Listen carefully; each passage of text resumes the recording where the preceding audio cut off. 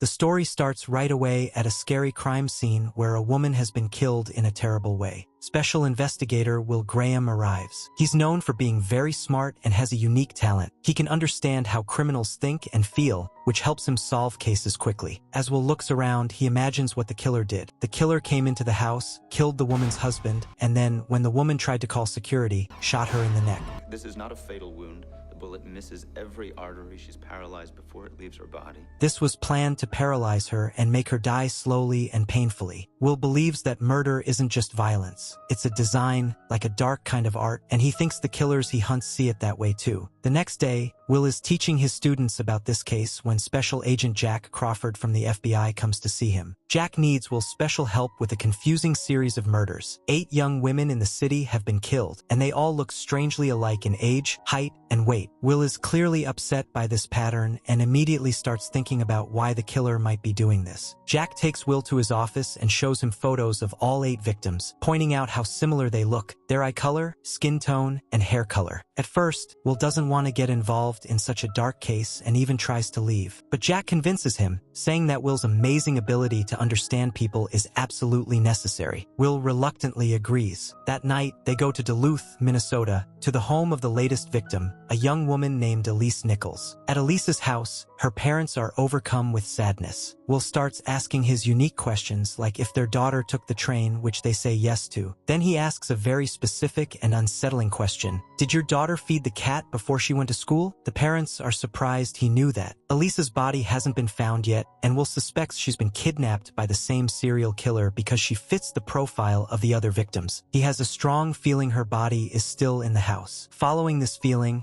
Will goes to Elise's bedroom, and his terrible suspicion is confirmed. He finds her dead body, which the killer apparently brought back. Will then tries to think like the killer to figure out how Elise was murdered. He figures out that the killer came in through the window and strangled her. Beverly Katz, another crime scene investigator, shows up, briefly distracting Will. He quickly explains to her that he's a special consultant for Jack. Soon, Jack joins them and asks Will what he thinks. Will confirms Elise was strangled and points out her broken ribs as proof. But he also notices something odd. The killer seemed to feel sorry or change his mind about something, because he took the time to put Elise's body back in her bed. This confuses the whole team. Later that night, as Will drives home to Wolf Trap, Virginia, he sees a stray dog on the road. He kindly takes the dog in, adding it to his growing family of rescued dogs, which shows his caring side. But he doesn't sleep well. He has a scary nightmare where he sees Elise Nichols' body floating in the air, which wakes him up suddenly. The next morning, Will meets Jack at the FBI office. Jack asks Will about the killer supposedly feeling sorry about Elise Nichols. Will guesses that the killer is a psychopath but didn't harm Elise in some way, or rather returned her body for an important but unknown reason. Meanwhile, in the lab, Beverly Katz finds something important, a tiny piece of metal stuck in Elise Nichols' clothes. This makes Will think the killer might work with tools or in a job involving metal. When Elise's body is examined more closely, they find out more horrible things. The killer had stuck a full rack of deer antlers into her, taken out her liver, and then, strangely, put the liver back inside her body before returning her to her home. Hearing this, Will has a scary realization. The killer, known as the Minnesota Shrike, is a cannibal who eats his victims' livers. He figures out that Elise Nichols' liver was put back because there must have been something medically wrong with it. This idea is soon proven true when the medical examiner says Elise had liver cancer. This explains why the killer, after his usual ritual, decided not to eat her organ and instead returned her body.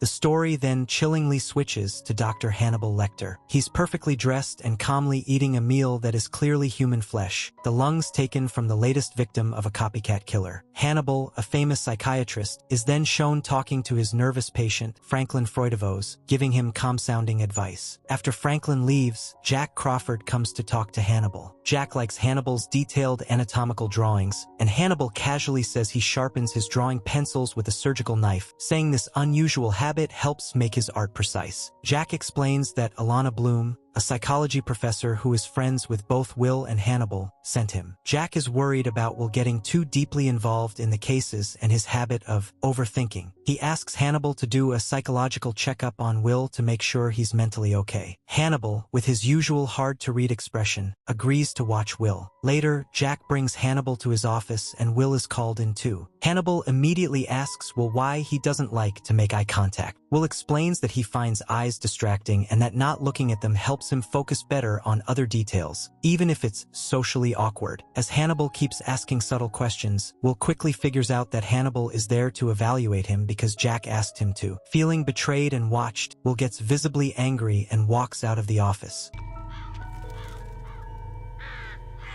The next morning, the police are called to another horrible scene. A young woman's body is found stuck on a rack of deer antlers in an open field. Unlike the Shrike's other victims, this girl's lungs have been removed and are missing. When Will looks at this new crime, he immediately knows it's not the work of the same person behind the earlier murders. He tells Jack this is a copycat, someone trying to act like the Shrike, maybe to make fun of the FBI or Will himself. Will explains that the original killer showed a strange kind of respect for his victims by never undressing them after they died, like with Elise Nichols. This copycat, however, left the victim uncovered and took the lungs, a different organ than the Shrike, who preferred livers. The scene then shows that Hannibal Lecter is actually this copycat killer. He is shown carefully preparing and eating the victim's lungs. Will, still trying to understand the killer's mind, guesses that he must have a daughter about the same age as his victims. Will thinks this explains why the girls were killed in a gentler way and why they were all around the same age. The next morning, Dr. Lecter visits Will at his home and brings him breakfast. Will doesn't know it, but the breakfast is made from the lungs of the copycat killers, Hannibal's own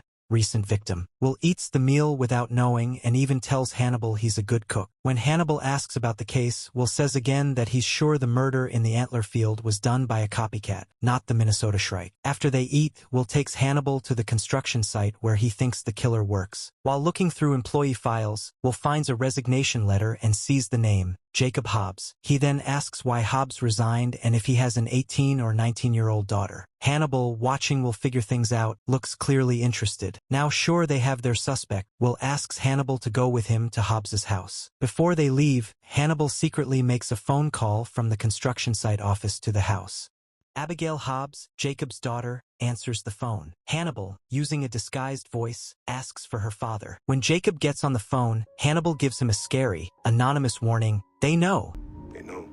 Then he quickly hangs up. When Will and Hannibal get to the Hobbs house, they see something horrible. Jacob Hobbs has just killed his wife by cutting her throat. Will pulls out his gun and runs inside, only to find Hobbs holding Abigail hostage with a knife to her throat. As Hobbs tries to kill Abigail, Will shoots him. The force of the shot makes Hobbs's knife cut Abigail's neck. Will keeps shooting Hobbs several times. As Hobbs is dying, he looks at Will and says, "See." Hannibal then rushes to help Abigail, putting pressure on her bleeding neck, and they hurry her to the hospital. Later, Will visits Abigail, who is now in a coma. He finds Hannibal sitting by her bed, asleep, gently holding her hand. The story then shows Will at a shooting range, still practicing his shooting, clearly upset by the violent event. He imagines he sees Jacob Hobbs, which is a sign that he's becoming more mentally troubled. Then, a new and very disturbing case comes up. Some young boys, looking for psychedelic mushrooms in the woods, find a human hand sticking out of the ground among some fungi. When police investigate further, they find many bodies buried not very deep. All the victims were in diabetic comas, and mushrooms were being grown from their living bodies. At this new mushroom garden crime scene, Beverly Katz is there. She talks about the case with Will, who is visibly upset. Beverly tells Will about the horrible discovery. The victims were being kept alive, buried with a way to breathe, basically turned into human plant pots for the mushrooms. Will, very disturbed, thinks about what kind of killer would do such a thing. Freddie Lowndes, a persistent tabloid journalist, also shows up at the mushroom crime scene. She questions Dr. Chilton. Chilton tells Freddie that Will is a special investigator. Lowndes, always looking for a story, secretly takes pictures of Will. As Will looks at the scene, he again imagines he sees Jacob Hobbs and is clearly shaken. In a shocking moment, one of the buried victims, who is barely alive, suddenly grabs Will's hand. Later, Will tells Hannibal about how he keeps seeing Jacob Hobbs in his mind and how guilty he feels for killing him. Hannibal asks if Will thinks Hobbs was a victim.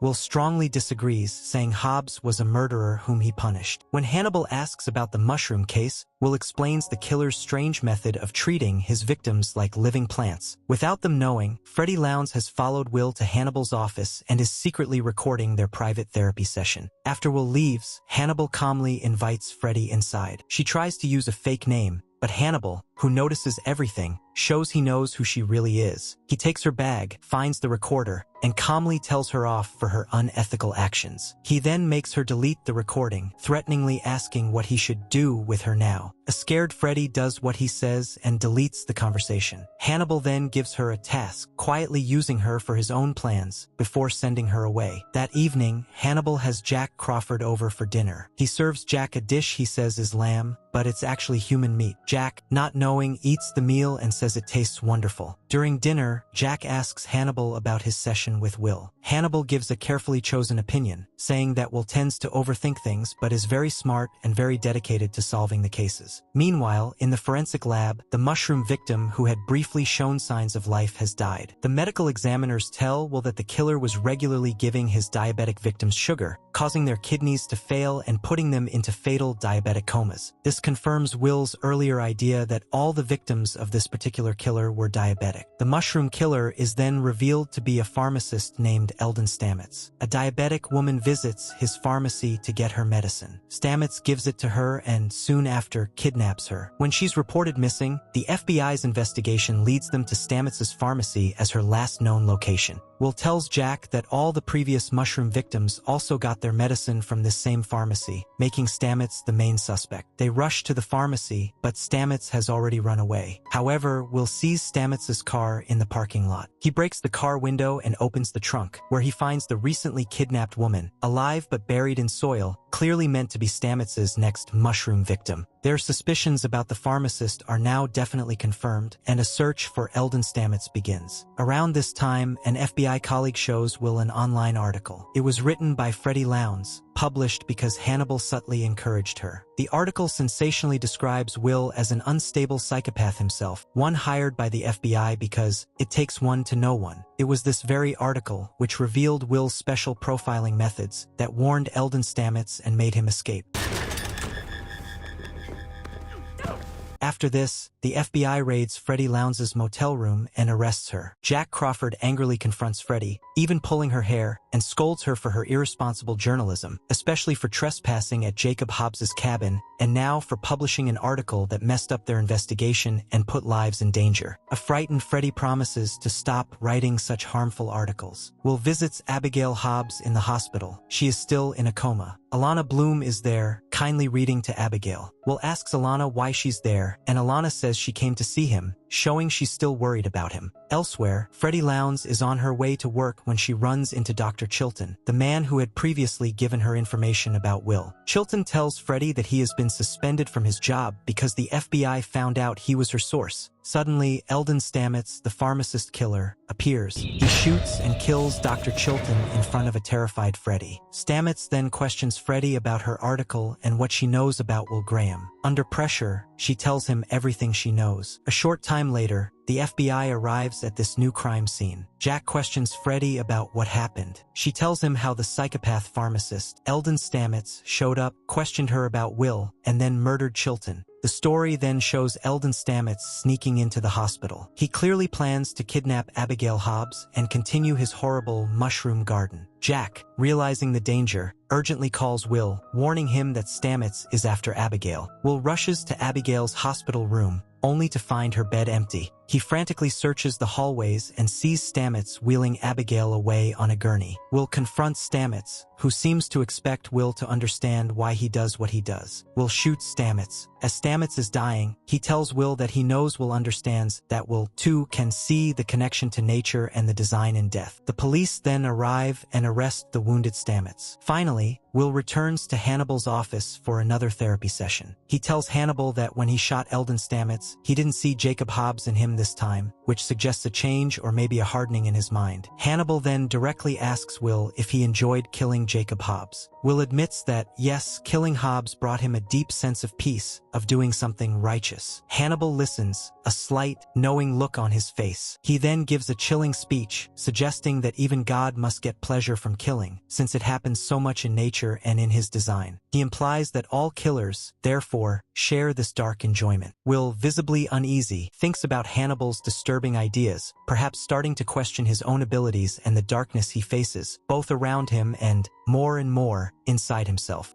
After that, we see a flashback of Hobbs with Abigail, teaching her how to shoot. He then instructs her to kill a deer, which she does. They take the deer's body to their cabin so they can butcher it. Abigail tells her father that killing the deer made her feel bad, and eating its meat will feel even worse. Hobbs dismisses her feelings, saying it's an honor to eat them. He hands her a knife and tells her to butcher the deer. When Abigail hesitates, Hobbs explains that it's a matter of honor. He respects the bodies by ensuring every part is used. So, Abigail starts to butcher the deer. However, we then see it's not a deer at all, but the body of a young girl. This means Hobbs was actually teaching Abigail how to kill girls. Remembering this horrific past event is what jolts Abigail out of her coma in the present. That same morning, Alana goes to Will's house to wake him up and informs him that Abigail has regained consciousness. Will wants to go see her immediately, but Alana advises against it, reminding him that he shot and killed Abigail's father, a fact Abigail is aware of. Will then tells Alana that he feels a connection to the girl because, like him, she's alone. Alana cautions him against trying to become a father figure to Abigail, as it could complicate things further. Later, Alana visits Abigail in the hospital. Abigail asks who she is. Alana introduces herself as Abigail's psychiatrist, there to offer support. She gently tells Abigail that her parents are dead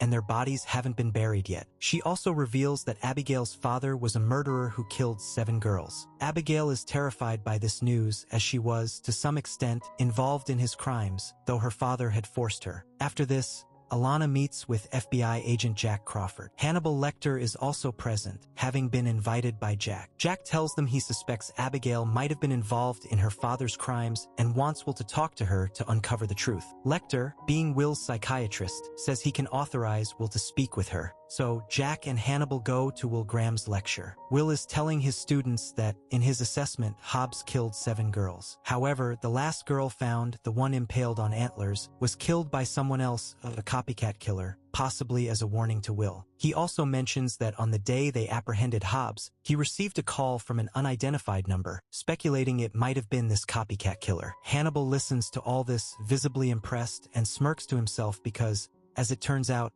he was the one who killed that girl. Meanwhile, crime reporter Freddie Lowndes visits Abigail. She offers to share some crucial information with Abigail if Abigail, in turn, provides details about her father's murders. Abigail reveals that her father used to capture girls, bring them home, and then kill them. In exchange, Lowndes tells Abigail that a man named Will Graham, who the FBI recruited, killed her father, and that Will is completely insane. Just then, Hannibal and Will arrive and tell Freddie to leave. Will asks Abigail if she remembers his face. Abigail confirms, stating that he's the man who killed her father. Will explains that he did it because her father was a bad man. Outside, Freddie Lowndes encounters Will and Hannibal again, and Will blocks her path. She tells him she feels sorry for what happened to Abigail. Will, incensed, scolds her, warning her that he spends all day thinking about killing people, so she shouldn't cross him, or the consequences will be dire. Freddie records this entire exchange and publishes an article defaming Will. Jack later tells Will he shouldn't have confronted Freddie. Will retorts that Freddie had called him crazy in front of Abigail. They all agree that Abigail is deeply traumatized and decide it would be best to take her to her own home to heal under their supervision. Jack allows this, and Hannibal seems quite pleased with this arrangement. Freddie Lowndes then meets with the brother of the victim, whose body was found impaled on the deer antlers. She informs him that Hobbs killed his sister and that Hobbs's daughter, Abigail, is now out of her coma. The young man becomes enraged, burning with a desire for revenge. Alana, Hannibal, and Will take Abigail back to her house. They find that the neighbors have spray-painted cannibals on the garage. Abigail is very distressed by this. Inside, she sees a bloodstain on the floor, a stark reminder of where her mother died. Will tries to reassure Abigail, telling her not to worry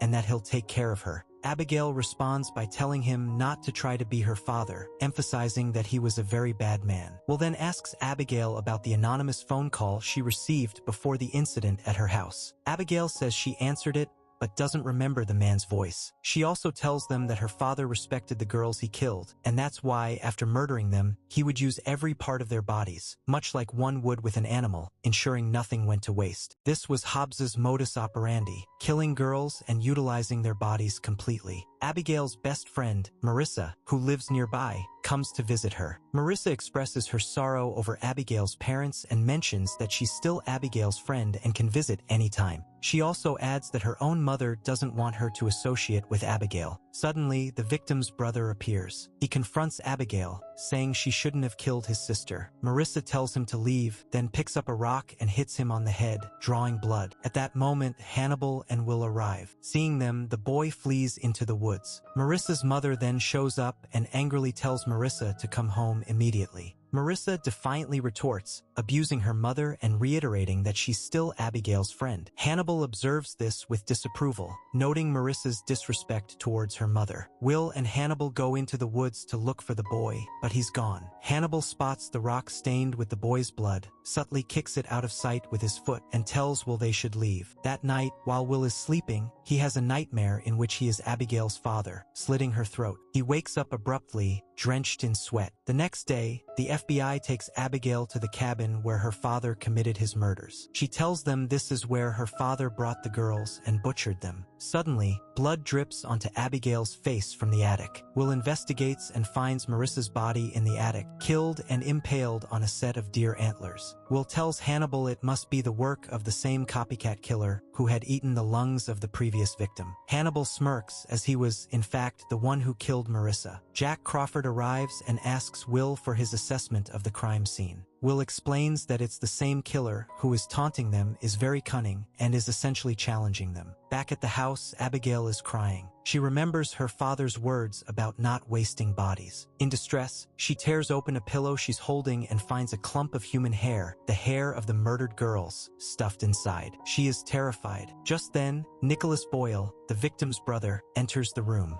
He tells Abigail to listen to him, that he didn't kill Marissa, and that he won't hurt her. Abigail, extremely scared and likely believing he killed Marissa, grabs a knife and stabs him in the stomach, killing him. Alana walks in and sees Abigail in a state of shock. As Alana tries to approach, Hannibal attacks her from behind, and she faints. Hannibal then calmly asks Abigail to tell him what she did. Abigail leads him to the body and confesses that she killed him by mistake. Hannibal examines the body and tells her it doesn't look like self-defense, warning her that the FBI will send her to jail. However, he says he has a way to save her from all this. He will help her hide the body. Abigail agrees. When the FBI arrives, Jack asks Alana what happened. Alana, still dazed, says that when she entered the room, someone attacked her, and she fainted. Jack informs her that according to Hannibal, it was Nicholas Boyle who attacked her and also injured Hannibal, but Nicholas then managed to escape. Later that night, Abigail goes to Hannibal's place to talk. She asks him why he helped her, considering he barely knows her. Lecter replies that many people outside will say terrible things about her, and he helped so that people wouldn't say she's just like her father. Abigail then has a realization and says that Hannibal must have been the one who called her father that day. Hannibal admits it. Abigail then deduces, "Then you killed that girl?" referring to the one impaled on antlers. Hannibal accepts this too. He tells her that they will keep each other's secrets and will not reveal them to anyone. Then we see Will meeting Hannibal Lecter. Will tells Hannibal he still has dreams about Jacob Hobbs, specifically about killing him. Hannibal then asks Will how he felt when he saw Marissa's body. Will replies that he felt guilty, as if the killer himself was experiencing immense guilt and killed Marissa as a result of it. Sometime later, Will is called to another crime scene where an entire family has been murdered. Will goes there and, trying to think from the killer's perspective, deduces that the killer first murdered the children and Mr. Turner, and then, finally, Mrs. Turner. He concludes that the killer wants to create a new, albeit twisted, family, which is why Mrs. Turner was killed last, to take her place. Jack Crawford arrives and asks Will for his insights. Will mentions that this family also had a child who was missing. Jack confirms that their oldest child had been missing for some time. Will observes from the family photos that they were once a happy family, but after one child went missing, the family unit became incomplete. Will theorizes that, in his opinion, the killer is a woman who desperately wants to be a mother. We then see the sinister woman who has kidnapped 3 boys. She has already orchestrated the murders of the families of 2 of these boys, and the 3rd boy's family is her next target. She tells the boys that they are now one family, asserting that everyone can only have one true family, not 2. This is her rationale for making them kill their original families to form a new, complete family with her. The 3rd boy, seeing one of the other boys wet his pants while recalling the murders he was forced to commit, becomes terrified. The kidnapper calmly cleans the boy's mess, treating him as if he were her own child. Will meets Hannibal again and tells him he had brought a gift for Abigail, but couldn't find the courage to give it to her. Lecter remarks that Abigail's father taught her hunting and loved her very much. He then asks Will if he feels a paternal connection to Abigail. Will admits he does. Will then asks Hannibal if he feels the same way. Hannibal Lecter confirms that he, too, feels a similar connection. This implies that both men are attached to Abigail because she is alone, and they both wish to assume a father figure role in her life. The next day, Lecter visits Abigail. He asks her how she's feeling at the nursing home. Abigail expresses her desire to leave. Lecter then suggests she come to his house for the day to relax. Without seeking Alana's permission, Lecter takes Abigail to his home. He prepares food for her and assures her that she will be safe there. He also mentions he has made a special tea from mushrooms and encourages her to drink it. When he serves her the tea, Abigail drinks it and becomes intoxicated. Meanwhile, the FBI team is at their bureau, strategizing on how to apprehend the female kidnapper. Will, while continuing his investigation, discovers information about another boy who went missing a few months ago, 200 meters from a location in California. He suspects that the same woman kidnapped this boy and will likely target his family next. Abigail, still under the influence of the drug tea, has vivid hallucinations, remembering how her father was teaching her to murder. Hannibal approaches her and tells her that he will take away all her sorrows. All she needs to do is trust him, and he will guide her through everything. The kidnapper woman sends the third boy,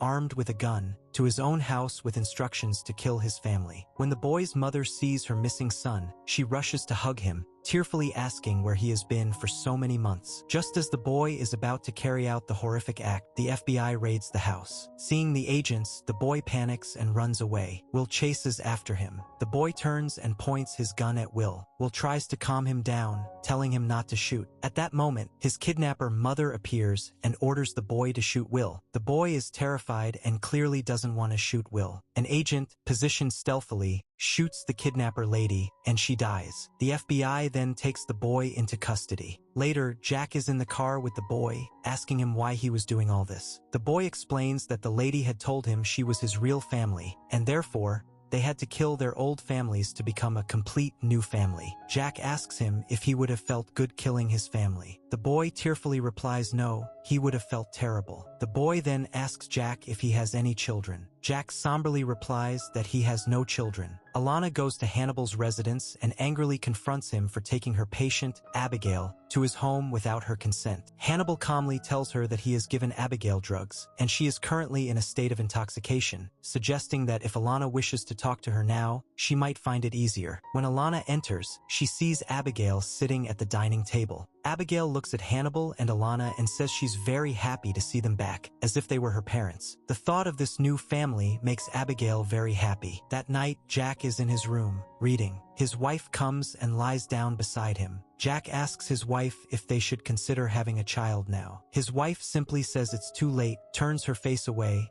and goes to sleep. The scene then opens with Will Graham sleepwalking along a road. Suddenly, an approaching police car rouses him. The officers inquire about his name and address, which he provides. Will is visibly surprised to find himself there, pondering how he arrived at that location. An officer asks if he is under the influence of any drugs. Will denies this. His tendency to excessively ruminate on his cases had previously caused him nightmares, and now it had also led to sleepwalking. The following morning, Will visits Hannibal and informs him that he has now developed a sleepwalking disorder. Hearing this, Hannibal suggests it is merely due to the stress of his work, adding that Jack consistently pressures him to work on these cases, which profoundly affects his mind. Hannibal insinuates that Jack is a detrimental influence, akin to a devil, who is targeting him. However, Will remains skeptical as he considers Jack a fundamentally good person. In this instance, Hannibal was attempting to plant negative thoughts about Jack in Will's mind, hoping he would abandon the case, as Will was the only individual capable of identifying the killer. The narrative then shifts to a man exhibiting highly peculiar behavior. When he observes a couple in a hotel, they appear malevolent in his perception. The next morning, the FBI discovers the bodies of this same couple, whom the man had murdered. Jack summons Will to the crime scene, theorizing that this might be the work of the Chesapeake Ripper. He also informs Will that the killer has arranged the bodies in an exceptionally strange manner that would shock him. When Jack enters, He sees the bodies positioned as if in prayer, their backs mutilated by the killer to create wing-like appendages, resembling fallen angels. The FBI also discovers the killer's vomit at the scene, which carries a medicinal scent. As Will adopts the killer's perspective, he realizes the murderer is terrified of his own death. Consequently, he transforms people into angels and makes them pray, hoping this will allow him to sleep peacefully. That evening, Jack accompanies his wife, Bella, to Hannibal's residence for dinner. Hannibal serves them a dish that is quite palatable. Bella's behavior is somewhat unusual, suggesting she is concealing something from her husband. Hannibal remarks to them both that God created humans inherently good, but humans have inflicted cruelty upon themselves, which is why they kill and consume animals. Hearing this,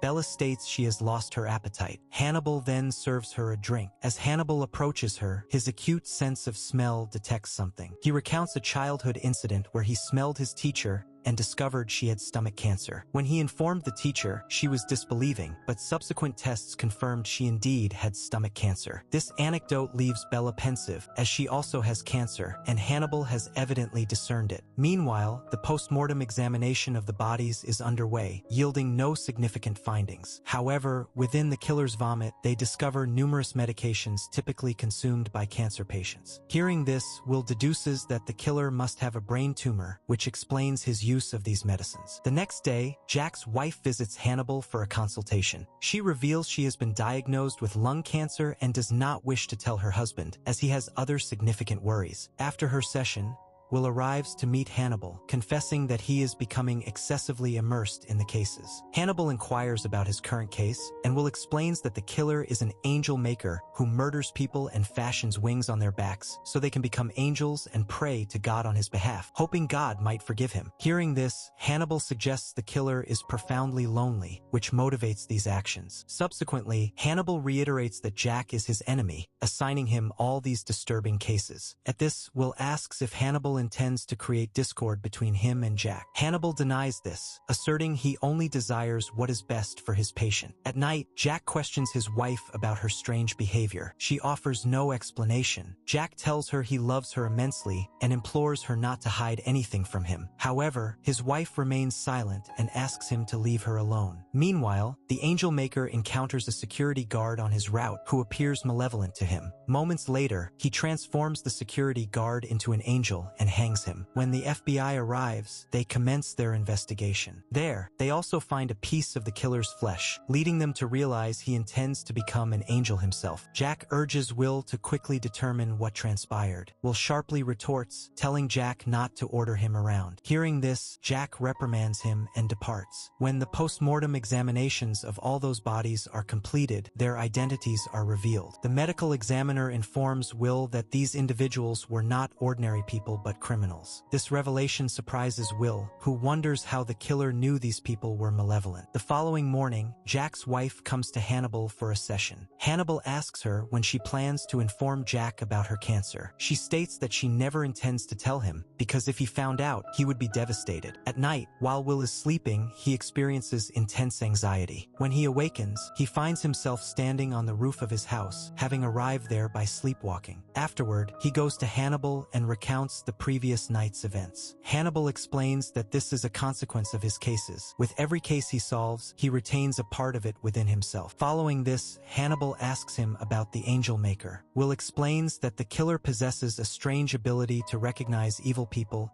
and exclusively makes angels out of them. This killer has a brain tumor and is deeply frightened by it. That is why he is turning these people into angels, testing whether God listens to him, and he also wishes to die by transforming himself into an angel. Meanwhile, the FBI discovers information about the killer and ascertains his identity. The man's name is Elliot, who was diagnosed with a brain tumor 5 months prior, after which he had left his home. Jack calls Elliot's wife to ask her some questions. He inquires why Elliot left them. His wife clarifies that he didn't leave them. Rather, she left him because he had a tumor. Not wanting her children's future to be jeopardized, she took them and relocated. She also tells Jack that Elliot desired solitude, and whenever she tried to speak with him, he would behave strangely, as if concealing something. He did not want to tell her about his cancer, so he began to ignore her. Hearing these details, Jack understands that his own wife is exhibiting similar behavior, implying she must have cancer, which she is reluctant to disclose. Elliot's wife wife tells them that in his childhood, Elliot was caught in a fire, as a result of which he was clinically dead for a few minutes but then revived. Doctors considered this incident a miracle because he had returned from the dead. Will asks her where this incident occurred, and Elliot's wife provides the address of that place. Hearing this,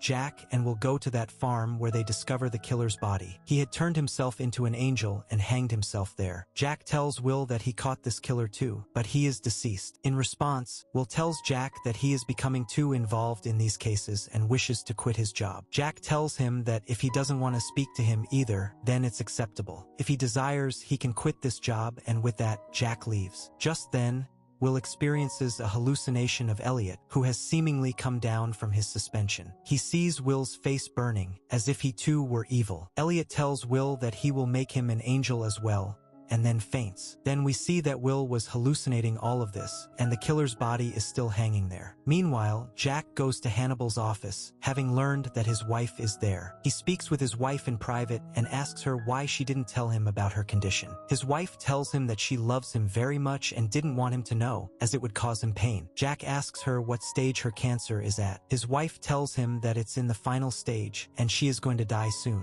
Jack tells her that he doesn't want her to leave him alone. As long as she is alive, he wants to be with her. But his wife wished for him to leave her alone, so she departs from there. A little later, Will comes to Jack's office where he sees him sitting despondently. He tells Jack that he will not quit his job because he stands with him, and he won't leave until Jack talks to him. We then see a prisoner named Dr. Gideon, who was institutionalized in an asylum. Gideon had injured himself and fainted. When the guards arrive, they pick him up and take him for treatment. A nurse is treating him, having laid him on a stretcher and administering oxygen. Suddenly, she looks at the monitor and sees that it's not registering a heartbeat. When she turns around, Gideon is standing behind her. He brutally kills the nurse, which results in the FBI being called to the scene. Will and Jack meet the head doctor there and ask him what happened. The doctor tells them that Gideon had been living there peacefully for 2 years and had never harmed anyone.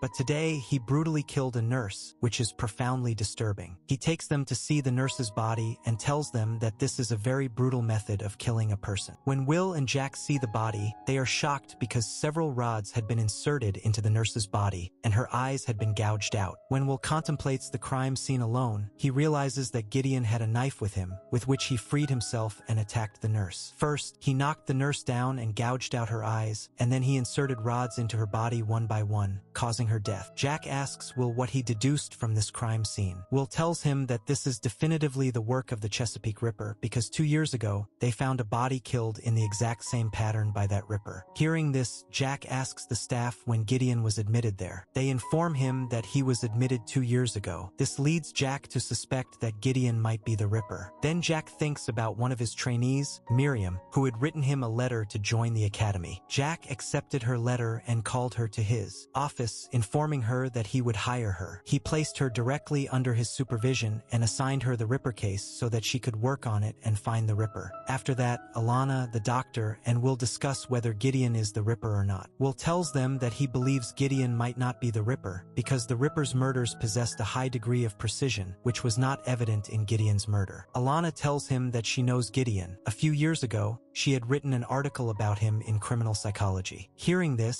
the doctor suggests that if that's the case, she should go meet Gideon. When Alana goes to meet Gideon, he recognizes her. He tells her that he is pleased she came to meet him. Alana asks him if he is the Ripper, and Gideon affirms that he is. Then Will arrives and tells him that he doesn't believe he is the Ripper, so he should stop lying. Gideon tells them that he doesn't need to prove whether he is the Ripper or not. He has committed many murders in the same pattern, and he is the real Ripper. At night, Jack comes to meet Hannibal and asks him about his wife. Hannibal tells him that his wife loves him very much and simply wants to be alone, so that she doesn't suffer. Jack tells him that he constantly thinks about his wife dying very soon. Hannibal comforts him and tells him that cancer is a terrible affliction. Then we are shown a story from the past where Jack had called Miriam to view the body that the Ripper had brutally killed. He tells Miriam that this man was alive when the Ripper killed him, and he wanted to call for help, but his throat was slit. The Ripper removed his organs but left only his heart. Hearing this, Miriam tells him that perhaps the Ripper is a medical doctor because psychopaths are often drawn to the surgical field, and they possess the ability to make clinical decisions even without any emotional involvement. The story returns to the present, where the nurse's postmortem was being conducted. The doctors tell Will and Jack that this nurse also died in the same pattern as the man 2 years ago. This means it's certain that this is the Ripper's work. Jack asks Will if he thinks Gideon is the Ripper. Will tells him that he is not sure. At night, when Jack is sleeping, he receives a call from Miriam, who tells him to help her, or he will kill her. Hearing this, Jack is shocked and tells his team about it the next day. He says that Miriam died 2 years ago, so how could he have received her call? When his team traces the call, they find no evidence. Will asks Jack if he is sure it was Miriam's voice. Jack tells him yes, it was definitely Miriam's voice. Jack tells them that the Ripper must have recorded Miriam's voice 2 years ago and played that recording for him at night because he knows they are working on his case. At night, when Will is working in his office, Alana and Jack come to meet him. They tell him that they also think Gideon is not the real Ripper, but to draw out the real Ripper, they will have to use Gideon, and for this task, they will need Freddie Lowndes. The next day, they call Freddie Lowndes there and ask her that since she wrote about the Ripper 2 years ago, was she completely certain that it was the Ripper's story? Lowndes asks them what they want from her. They tell her to go meet Gideon and record his statement so that she can write about it on her site and gain some popularity. After that, Freddie goes to meet Gideon and asks him some questions. She interviews him and writes it in her article. The article states that some strong evidence has been found against Gideon, proving that he is the Ripper. But according to the FBI, there is still a question mark as to whether he is really the Ripper or not. When Hannibal reads this article, he becomes thoughtful. Meanwhile, Jack goes to meet Gideon and tells him that they know he is not the Ripper. Jack asks him why he killed his wife and children 2 years ago. Gideon tells him that he didn't like them. As Jack is leaving, he receives a call from an unknown number, and on the other side is Miriam, who tells him to save her. When they trace that phone, they find out that the call was made from a house. When they search that house, they find nothing. Then we are shown a story from the past where, 2 years ago, Miriam was reprimanded by Jack because she had entered the medical room without permission and started checking their files to catch the Ripper. Miriam tells him that she thinks the Ripper is a surgeon, which is why she was checking the files. Hearing this, Jack tells her that he no longer needs her help, so she should immediately go to her class. In the present, Alana goes to meet Gideon and tells him that it's also possible that someone instilled the idea in his head that he is the Ripper, even though he isn't the real Ripper. Gideon tells her that's not possible because he is the Ripper. After that, Alana takes the doctor to Hannibal's house for dinner. Hannibal serves them a dish that was very delicious. Alana tells Hannibal that Gideon claims to be the Ripper, but sometimes his words suggest that he knows he is not the Ripper. Hannibal asks the doctor how Gideon was behaving on the night he killed the nurse. The doctor tells him that he was very aggressive. Alana was not ready to believe this because she felt that someone had manipulated him, which is why he was considering himself the Ripper. Then Hannibal asks the doctor if he will help him make dessert. So, the doctor and he go to the table to prepare the dessert. Hannibal tells him about the grapes there and says that if they are peeled, the inside will be the same color as the outside. This is the specialty of these grapes. Hearing this, the doctor understands that Hannibal wants to convey that Gideon is the Ripper, who is the same on the inside as he is on the outside. The next morning, Jack again receives a call in which Miriam asks him to save her. When they trace the call, they find out that it was made from a building. Jack goes outside that building with his team and calls back. The phone rings inside. When they go near the phone, they see that the phone is in a severed hand. And there is a note lying there on which is written, "What do you see?" At night, Jack goes to Hannibal and tells him that he is missing his wife. Hannibal tells him that something from his past must be bothering him, and if he wishes, he can share it. Hearing this, Jack tells him about Miriam. He tells him that she was one of his trainees whom he had assigned to work on the Ripper case. Then we are shown in the past that Miriam had come to Dr. Lecter's office to question him about the Ripper case because she knew the Ripper was a surgeon, and she was visiting every surgeon to find out. She tells Lecter that she needs his patient reports from the last 5 years so she can determine if there is any Ripper victim among them. When Hannibal goes to retrieve the file, Miriam investigates the office, where she sees a picture drawn by Lecter, in which he had depicted his own murder in the same pattern as the Ripper killed people. Seeing this, Miriam understands that Hannibal is the Ripper. But before she can leave, Hannibal catches her from behind and strangles her, resulting in Miriam's death. In the present, Hannibal smiles to himself thinking about this and tells Jack that she was a very courageous girl.